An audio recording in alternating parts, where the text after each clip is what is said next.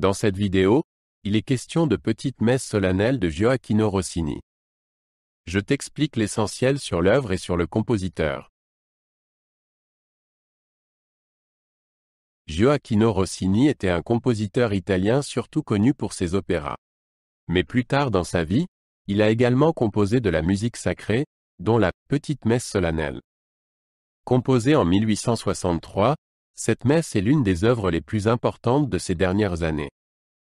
Malgré son titre de Petite, cette messe est vaste et montre la profonde compréhension de Rossini pour la musique vocale.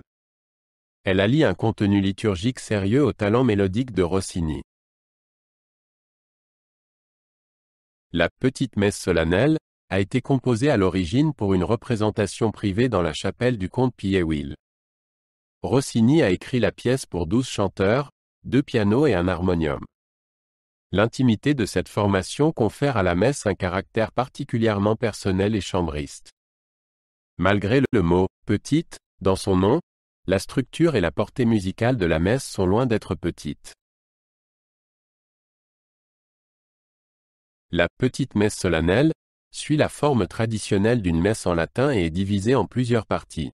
Kyrie, Gloria, Credo, Sanctus, Benedictus et Agnus Dei. Chaque partie comporte différentes sections qui interprètent musicalement les textes liturgiques. Rossini utilise à la fois des passages solistes et choraux pour exprimer les différentes ambiances et nuances théologiques de la messe. Le style de composition de Rossini dans la Petite messe solennelle est un mélange de ses mélodies d'opéra et d'éléments plus sérieux et sacrés.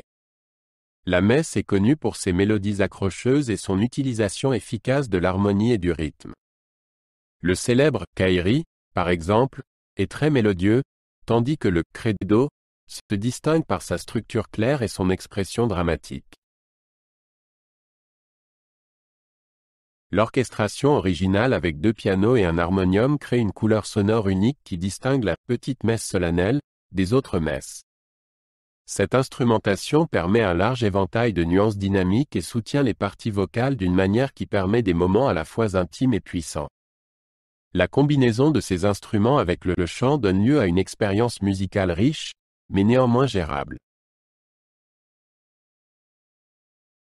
Le chœur joue un rôle central dans la Petite messe solennelle. Il ne se contente pas d'accompagner, mais contribue de manière décisive à la représentation des textes liturgiques. Rossini a écrit pour le chœur des passages homophoniques et polyphoniques, ce qui confère à l'œuvre une grande variété de textures. L'alternance entre les sections solistes et chorales est fluide et témoigne de la maîtrise de Rossini en matière de composition vocale. Après sa première représentation privée, la Petite messe solennelle fut rapidement reconnue et jouée en public par des formations plus importantes. Rossini lui-même créa plus tard une version orchestrale, qui diffusa l'œuvre encore plus largement.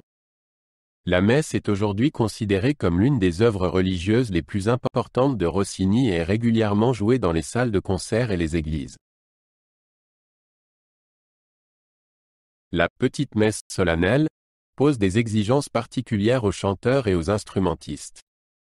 Les parties vocales exigent une grande amplitude et une grande expressivité, car Rossini transmet la profondeur émotionnelle des textes par la musique. Les pianistes et le joueur d'harmonium doivent travailler de manière très sensible avec les chanteurs afin d'obtenir le bon équilibre et la bonne dynamique. La Petite messe solennelle reste une œuvre fascinante qui allie musique sacrée et expressivité d'opéra. Elle montre la capacité de Rossini à écrire une musique profonde qui touche à la fois le cœur et l'esprit.